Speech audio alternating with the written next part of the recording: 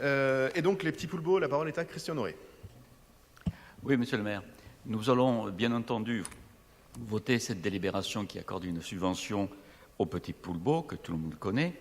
Je voudrais simplement faire remarquer que je ne sais pas, nous ne savons pas ce qui s'est passé, puisque pendant 3 ans, les petits poulbeaux n'ont pas eu de subvention et qu'il a fallu attendre 1 an et des interventions diverses pour que les petits poulbeaux aient ces subventions. Donc voilà, bravo d'avoir donné ces subventions, c'est très bien, mais nous souhaiterions qu'à l'avenir, les subventions se répètent autant que faire se peut lorsque c'est demandé. Voilà, merci beaucoup. Violaine Trajan. Oui, merci de nous interroger sur les petits poulbeaux, une association qu'effectivement nous apprécions beaucoup. C'est l'occasion de saluer déjà leur participation à nos nombreux événements. Nous les avons entendus samedi dernier d'ailleurs à la Villa Radé pour l'inauguration de la biennale de la République de Monart. On les a entendus aussi lors des vendanges, effectivement, et puis aussi lors de l'accord avec un district de la ville de Séoul, Yongno-ju, et donc on est toujours très content de les avoir à nos côtés. Alors pour la subvention, effectivement, vous aviez déjà posé une question il y a quelques temps pour savoir si ça relevait de la commission culture, jeunesse, etc. Et Karine, à l'hôtel de ville, a évidemment bien accueilli l'association pour qu'elle soit soutenue, et donc elle a toujours été soutenue. Et d'ailleurs, je me souviens quand j'avais la jeunesse à l'époque, c'était la jeunesse qui soutenait les petits poulbeaux. Donc c'est une association, et d'ailleurs, je crois que mes collègues autour dans la salle pourront le confirmer, mais qu'on soutient chaque année. Donc effectivement, pourquoi culturel? J'ai regardé la délibération pour ces pratiques artistiques et culturelles amateurs. Les petits poulbeaux œuvrent effectivement pour les enfants de la butte avant-guerre et après-guerre, se spécialisent dans l'animation culturelle, promouvant la culture du quartier et donc assurant une animation culturelle. Donc j'ai cité au début de l'intervention. En 2022, 35 sorties sont inscrites dans la délibération, 35 sorties. Et bravo aux petits poulbeaux. On espère avoir des nouveaux petits poulbeaux lors des prochaines animations et spectacles. Voilà, j'espère que vous allez voter cette subvention. Merci beaucoup. Je vais donc mettre aux voix la DAC 197 qui est pour unanimité. Elle est adoptée. La DAC 239 n'a pas fait l'objet d'inscription, elle est adoptée. Et la parole est à Rudolf Cranier concernant la DAC 405, subvention à 28 associations développant ou expérimentant des actions culturelles de proximité. Merci Monsieur le maire. Nous nous abstiendrons pour des raisons techniques déjà évoquées précédemment, puisqu'il manque 7 budgets dans la délibération, pour le moins dans les annexes de certaines associations, dont je viens de vérifier, dont 2 qui concernent le 18e arrondissement. En l'état, il est difficile pour nous d'émettre un jugement éclairé sans les budgets. Ce n'est pas simplement de lire des chiffres qui nous intéressent. Vous verrez qu'il y a une autre délibération pendant ce conseil où nous allons vous demander pourquoi, on l'avait déjà fait auparavant, la subvention représente 83% du budget d'une entité privée d'ailleurs. Voilà, c'est des éléments qui nous facilitent dans notre délibération, qui éclairent notre jugement. En l'absence, malheureusement, nous ne pourrons pas voter favorablement cette subvention. Merci. Merci. Violaine Trajan. Oui, alors, Rodolphe, vous m'avez effectivement indiqué le motif de votre inscription. Alors, j'ai pu regarder les fiches techniques rapidement sur notre site internet, enfin sur notre plateforme. Et alors, j'ai quand même trouvé les budgets. En fait, il faut scroller sur la fiche technique.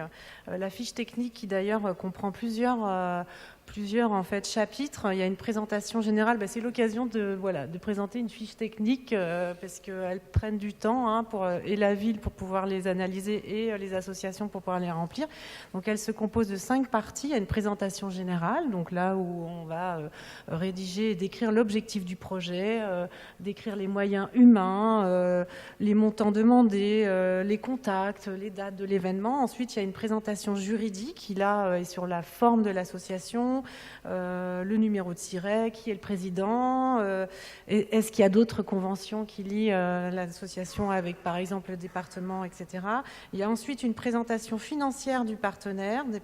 Donc là, effectivement, on va trouver le budget prévisionnel avec charges, produits, et donc on peut trouver... Alors effectivement, j'ai regardé, il fallait scroller et donc sauter quelques pages qui étaient blanches. Alors c'est peut-être un problème quand on passe du document Word en PDF. Et voilà. Et enfin, les modalités de contrôle d'utilisation de la subvention. Et ça me permet aussi de saluer la direction générale avec laquelle on a travaillé pour justement, dans le cadre de la feuille de route culture, ajouter des indicateurs pour suivre en fait quand on subventionne par exemple dans le cadre de la dotation culture ou un événement, la fête des vendanges, etc. Comment les associations ou les équipements s'inscrivent dans le territoire et suivent le projet en suivant par exemple combien de personnes sont venues à l'événement, sont inscrites à la bibliothèque, au conservatoire, etc. Le nombre de réunions que le projet a permis de mettre en place, le taux de participation, etc.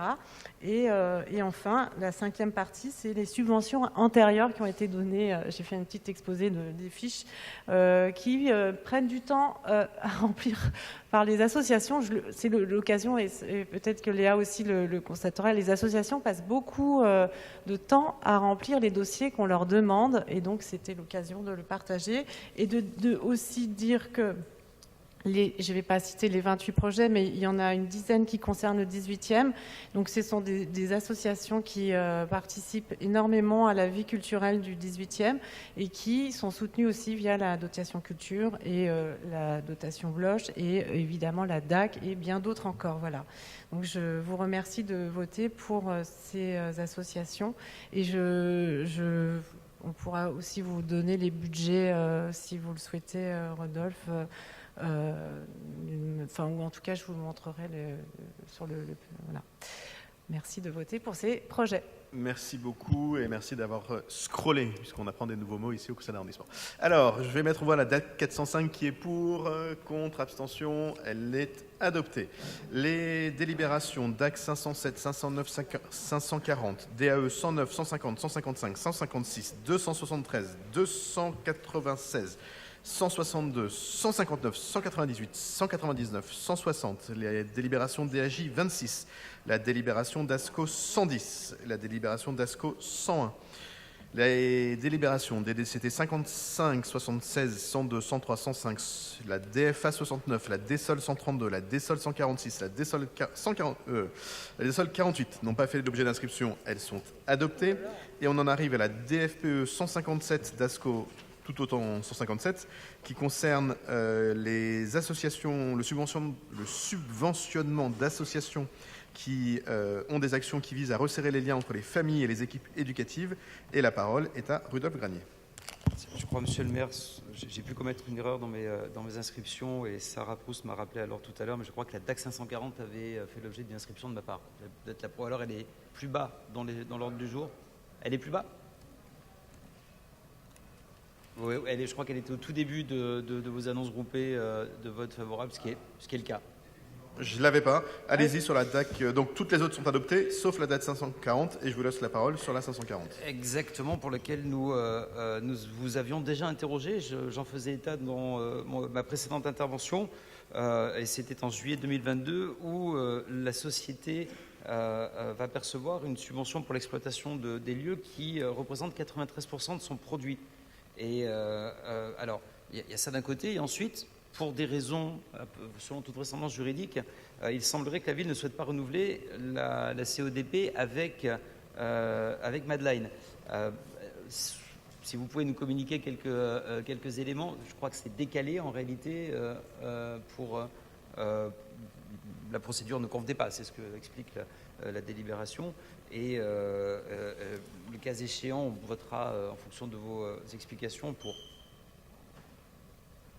Karine, Roland. Parce que la convention d'exploitation expire le 31 décembre de cette année. Oui, donc en fait, l'avenant vise à faire en sorte, pardon, c'est moi qui parle. L'avenant vise à faire en sorte que Madeleine puisse continuer d'exploiter les lieux, FGO Barbara et les Trois Baudets, le temps que se déroule la procédure d'attribution de ce marché qui est, de mémoire, une concession de service simple. Voilà. Donc c'est juste un avenant de prolongation, le temps que la procédure de marché prenne place. Oui. Violaine ? Peut-être, moi je peux aussi en profiter pour effectivement qu'on salue le travail de l'équipe qui a annoncé le retour du festival ici demain du 22 au 24 novembre, un festival qui a été lancé en ligne pendant le Covid afin de continuer à faire vivre les artistes musiciens.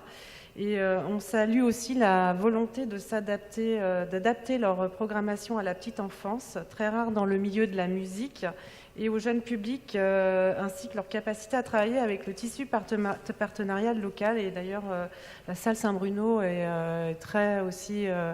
nous fait savoir qu'elle est très satisfaite des partenariats, et c'est vrai qu'ils sont toujours là quand justement je parlais de la feuille de route culture, quand il y a des événements, etc.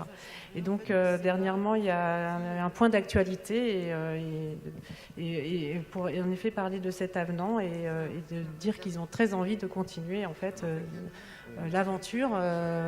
L'équipe a très envie de continuer cette aventure. Voilà. Merci beaucoup Karine et Violaine. Donc on est dans une procédure tout à fait normale.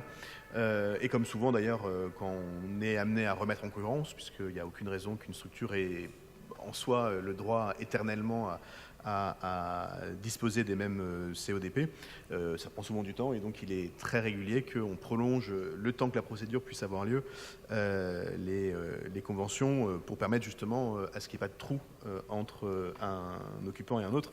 Je me garderai bien de prendre la parole sur qui sera à l'issue de la procédure sélectionné par la ville pour gérer les Trois Baudets et FGO Barbara, puisque je considère qu'il n'est pas du rôle des élus d'avoir trop d'avis là-dessus. Il y a des procédures qu'il faut respecter et dont il faut aussi respecter les résultats quand ils sont acquis. Mais donc on verra bien. Et en attendant, je vais mettre aux voix cette délibération qui est pour, qui est contre, unanimité. Je vous en remercie.